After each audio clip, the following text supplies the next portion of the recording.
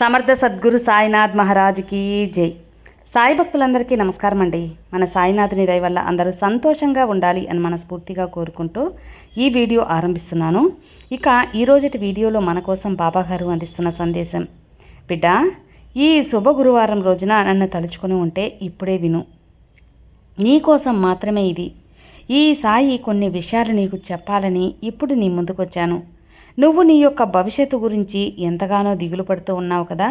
నీ భవిష్యత్తు ఎలా ఉంటుందో, ఎలా నీ యొక్క భవిష్యత్తును నేను మంచి దిశలో మార్చబోతున్నానో ఈ సాయి వాక్కుల వినుతల్లి అని బాబాగారు మన కోసం ఒక అద్భుతమైన సందేశం తీసుకొచ్చారండి. ఆ సందేశం ఏంటి, ఏం చెప్పబోతున్నారు అని మన సాయినాథుని మాటల్లోనే వినబోయే ముందు మన వీడియోస్ నచ్చినట్లయితే లైక్ చేయండి. మన ఛానల్ కొత్తగా చూస్తున్నట్లయితే సబ్స్క్రైబ్ చేసుకొని సపోర్ట్ చేయండి ఫ్రెండ్స్. ఎక్కడెక్కడో జ్యోతిష్యం చెప్పించుకొని నిరాశపడి ఏదైనా ఒక మంచి జాతకం చెప్పేవారి దగ్గర జ్యోతిష్యం చెప్పించుకోవాలని చూస్తూ ఉంటే మాత్రం మనకు తెలిసిన ఒక గురూజీ ఉన్నారండి, శ్రీనివాసరాజు గారు. నెంబర్ 1 వశీకరణ స్పెషలిస్ట్, చాలా నమ్మకమైన గురువు గారండి. శ్రీ షిరిడి సాయిబాబా గారి ఆశీస్సులతో జ్యోతిష్యం చెబుతారు. ఎటువంటి సమస్యలకైనా 24 గంటల్లోనే గురువుగారు మంచి పరిష్కారం అనేది తప్పకుండా చూపిస్తారండి. మీరు గురువుగారి కోసం ఎక్కడెక్కడో వెళ్ళాల్సిన అవసరం లేదు.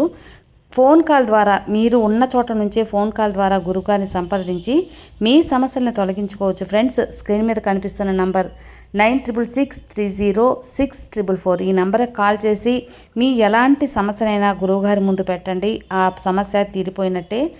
గురువుగారు స్త్రీ పురుష వశీకరణ కూడా చేస్తారండి. విద్య, ఉద్యోగం, వ్యాపారం, సంతాన సమస్యలు, భార్యాభర్తల మధ్య గొడవలు, మనశ్శాంతి లేకపోవడం, ధనం నిలకడగా లేకపోవటం, మాకు ఏదో చెడు ప్రభావం అనేది ఉంది అనుకున్నా, నెగిటివ్ ఎనర్జీ తొలగించాలన్నా, ఏది కలిసి రావటం లేదు అనుకున్నా, జాతకం దోషాల వల్ల పెళ్ళిళ్ళు పిల్లలకి సరైన సమయంలో అవ్వలేదనుకున్నా, ఉద్యోగాలు సరైన సమయంలో, ఇలా ఏ ప్రాబ్లం అయినా సరే గురువుగారు చేసే పూజల ద్వారా, పరిహారాల ద్వారా మీ సమస్య అయితే ఖచ్చితంగా సాల్వ్ అవుతుంది ఫ్రెండ్స్.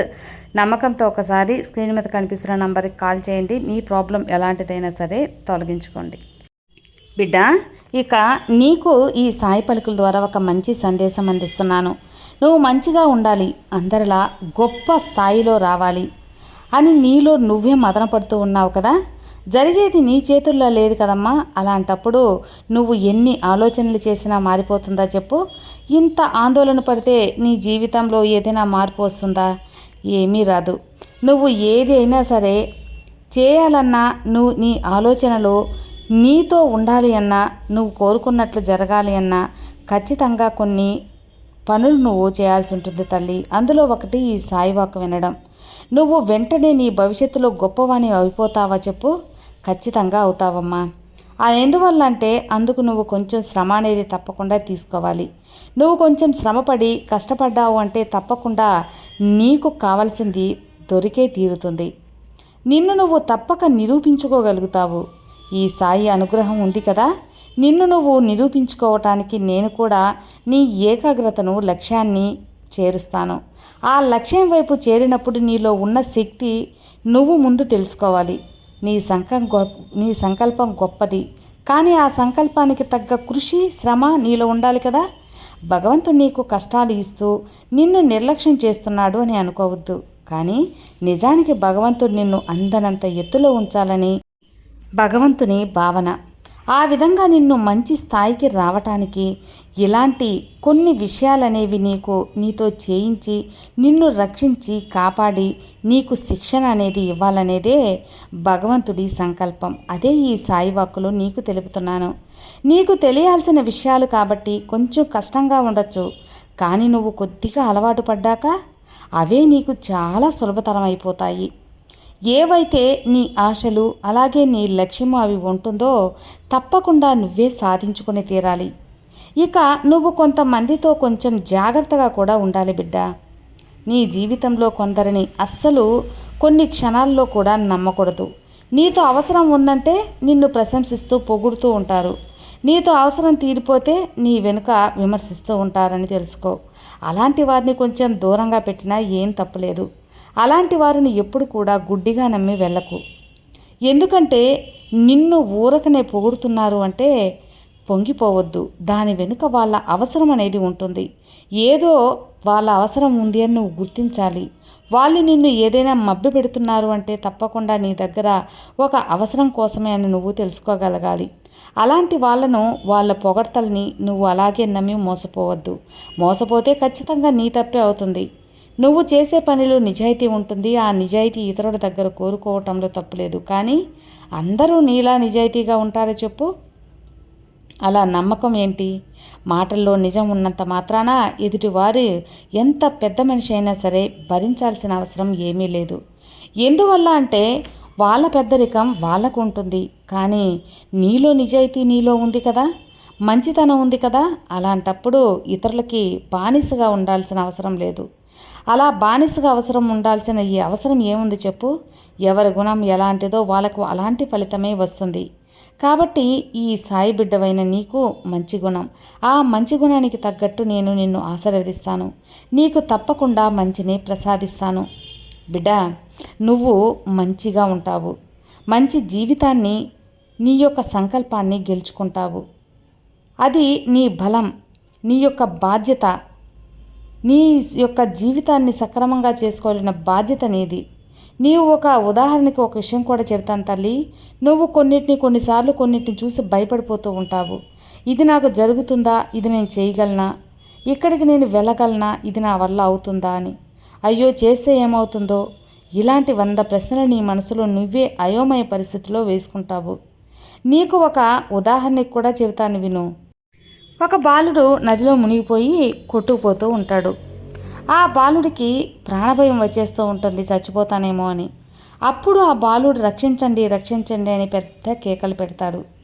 ఇక ఆ యొక్క దారిన వెళ్తున్న ఒక పెద్ద మనిషి ఆ పిల్లవాడిని చూసి ఆ బాలుణ్ణి రక్షించటానికి నదిలోకి దూకి మునిగిపోతున్న ఆ బాలుణ్ణి రక్షిస్తాడు. ఆ బాలుడు బయటకు వచ్చాక ఆ పెద్ద మనిషి కాళ్ళ మీద పడి, స్వామి, మీరు రక్షించకపోతే నేను చచ్చిపోయేవాడినయ్యా, కాబట్టి నీ రుణం ఎలా తీర్చుకోగలను చెప్పు అని వేడుకుంటాడు.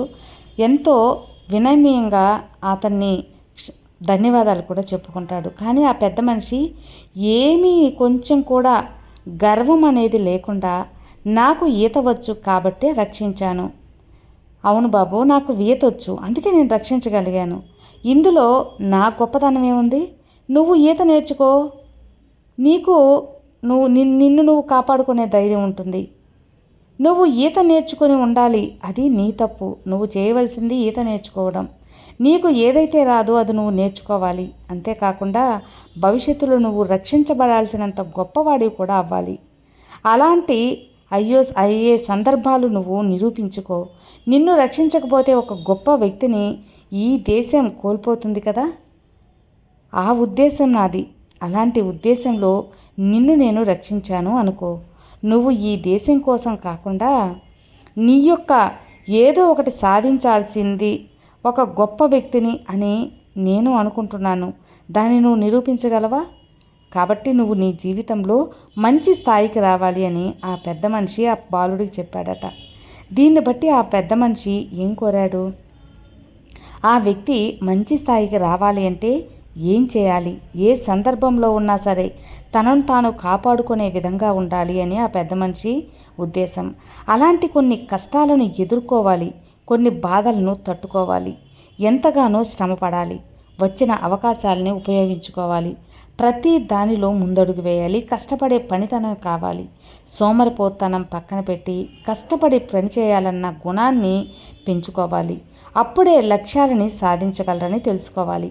నువ్వు కూడా అంతే బిడ్డ. కొద్దిగా కూడా ఎలాంటి సోమరితనం అనేది నీ దగ్గరకు రానివ్వకుండా, పిరిగితనం ఇలాంటివి ఏమీ నీ పక్కన రానివ్వకు. పిరిగితనాన్ని ఆమెడ దూరం పెట్టు, ధైర్యంగా ముందుకెళ్ళు. ఒక అడుగు ముందుకు వేస్తే నీవు అనుకున్నది తప్పకుండా సాధిస్తావు. ఏదైనా సరే నీ ఆలోచనలోనే ఉంటుంది అని మాత్రం తెలుసుకో. నీ ఆలోచనలు బలంగా ఉంటే నువ్వు ఏదైనా సాధిస్తావు. నేను చెయ్యలేను అనే ఒక బలహీనమైన ఆలోచనని నీ మనసులో వచ్చిందే అనుకో, అప్పుడు తప్పకుండా నువ్వు నిరుత్సాహపడిపోతావు. నువ్వు ఏ పని చేసినా అది ఓటమి దారి చూపిస్తుంది. కాబట్టి గెలుపు దారి మల్లు. ధైర్యంగా ఉండు. నువ్వు ఎంత శ్రమిస్తావో, ఎంత కష్టపడతావో అంత మంచి ఫలితం వస్తుంది నీకు.